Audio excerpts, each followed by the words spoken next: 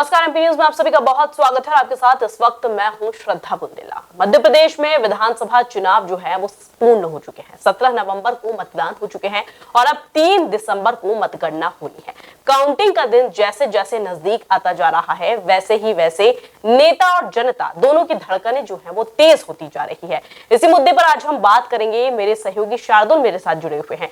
शार्दुल, जिस तरह से 3 दिसंबर की तारीख नजदीक आती जा रही है वैसे ही वैसे कहीं ना कहीं नेता और जनता जो है धड़कनें तेज होती हुई यहां पर दिखाई दे रही है।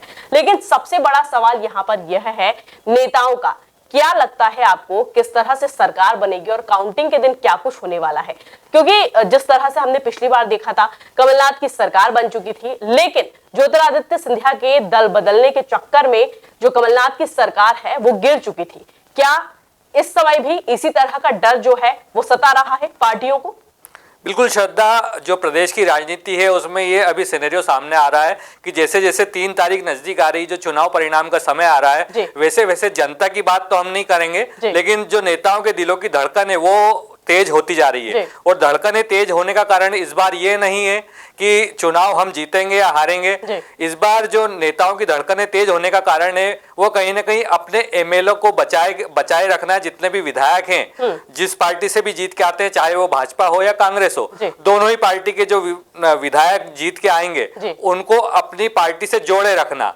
यानी कि जो नेताओं के बिकने का डर रहता है, एक पार्टी से दूसरी पार्टी में नहीं चले जाए धोखा देकर, जिस तरह से ऑपरेशन लोटस पिछले चुनाव में हमको देखने को मिला था, कांग्रेस की सरकार जिस तरह से गिरी थी, वही स्थिति इस बार ना बने। तो ये डर इस बार कांग्रेस को तो है ही, लेकिन भाजपा को भी है। उसका कारण कहीं ना कहीं मैं आपको बताना चाहूंगा कि जो कारण सामने आ रहा है वो कहीं ना कहीं इस तरह से सामने आ रहा है कि कांग्रेस की नाव और बीजेपी की नाव जिस नदी में चल रही है वो अपने किनारे तक पहुंच तो रही है, लेकिन किनारे पे आने के बाद जो घाट है उस पर कौन सी पार्टी अपना पैर जमाएगी या नाव में से उतर के कौन सी भाजपा या कांग्रेस कौन सी पार्टी अपने पैर को उतारेगी, ये संभावना अब कम नजर आ रही। क्योंकि जो जितने भी सर्वे हुए हैं या जो एग्जिट पोल टाइप की जो बातें हो रही है या सट्टा बाजार से जो खबरें आ रही है, कहीं ना कहीं इस तरह की आ रही है कि दोनों ही दल एक किनारे पे आकर लगभग समान सीटों के साथ इस बार परिणाम के रूप में सामने आएगी। उसके बाद फिर जो रहेगा एमएलए को बचाना,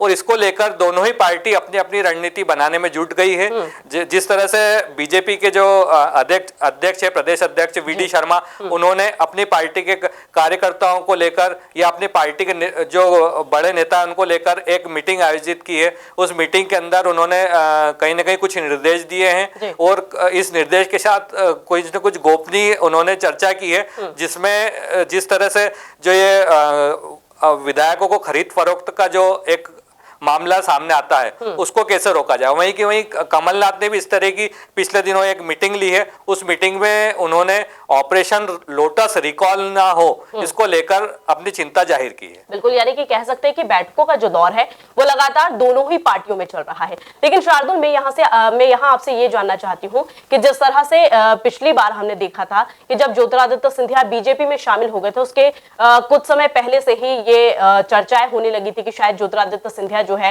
वो बीजेपी ज्वाइन कर सकते हैं, बीजेपी में आ सकते हैं, कई सारे अपने जो समर्थक हैं उनको लेकर के। तो क्या इस तरह से किसी नेता के या किसी ऐसे दिग्गज के नाम फिलहाल में सामने आए हैं? जी बिल्कुल, इस बार इस तरह का कोई बड़ा नाम तो सामने नहीं आ रहा है, लेकिन जो प्रदेश की राजनीति में हम बात करें तो ये ऐसा पहला चुनाव होगा जिस समय अधिक मात्रा में निर्दलीय जो दल हैं वो चुनाव लड़ते नजर आए हैं। वहीं दल बदल वाली स्थितियां भी निर्मित हुई है टिकट न मिलने के कारण। कई नेताओं को अपनी पार्टी ने जब टिकट नहीं दिया तो उन्होंने दल बदलकर चुनाव लड़े हैं, और ऐसे में जो परिणाम आएंगे वो परिणाम अब केवल उस पर केंद्रित हो गए कि किस व्यक्ति का कितना प्रभाव अपने क्षेत्र में रहा है। और ऐसी स्थिति के अलावा अगर ग्वालियर बेल्ट की बात करें, जो भिंड मुरैना ग्वालियर बेल्ट है जो कि उत्तर प्रदेश की सीमा से लगा हुआ है, वहां पे अगर हम देखें तो समाजवादी पार्टी या बहुजन समाज पार्टी तरह के जो अलग दल हैं उनकी कहीं ना कहीं जमावट देखने को मिल रही है। और इस बार उनकी अगर जो विधायक चुनाव मैदान में उतरे हैं विधायक के प्रत्याशी के रूप में, अगर उनको जीत मिलती है तो कहीं ना कहीं जो प्रदेश की सरकार बनने जा रही है उस सरकार में कहीं ना कहीं उनकी भूमिका महत्वपूर्ण हो जाएगी। ऐसे में देखना होगा कि जो अलग दल के नेता हैं वो अपने विधायकों को किस दल के साथ जोड़ते हैं, वो भाजपा के साथ जाते हैं, कांग्रेस के साथ जाते हैं, तो जो स्थितियां सामने आ रही है वो ऐसा लग रहा है कि आने वाले समय में जो परिणाम आएंगे उसमें अगर दोनों दल कांग्रेस हो या भाजपा हो, उनके जो मेजोरिटी चाहिए, जो उनको बहुमत चाहिए, वो बहुमत अगर पूर्णता की ओर न जाता है तो जो निर्दलीय या जो अन्य दल के विधायक बनेंगे वो किसको सपोर्ट करते हैं उस पर डिपेंड करता है। बिल्कुल, बहुत देखने वाली बात होगी कि आखिरकार 3 दिसंबर को क्या कुछ होता है और किसके सर पर होता है ताज। बहुत शुक्रिया शार्दुल तमाम जानकारी देने के लिए। तो यहाँ लेते एक छोटा सा ब्रेक के बाद जल्द हाजिर होंगे। बने रहिए एमपी न्यूज के साथ। एमपी की नब्ज, एमपी का हाल, मध्य प्रदेश की हर खबर एमपी न्यूज टीवी के साथ। लगातार खबरों के लिए सब्सक्राइब करें हमारा YouTube channel MP news TV. Latest updates के लिए बेल आइकन दबाना जरा भी न भूलें।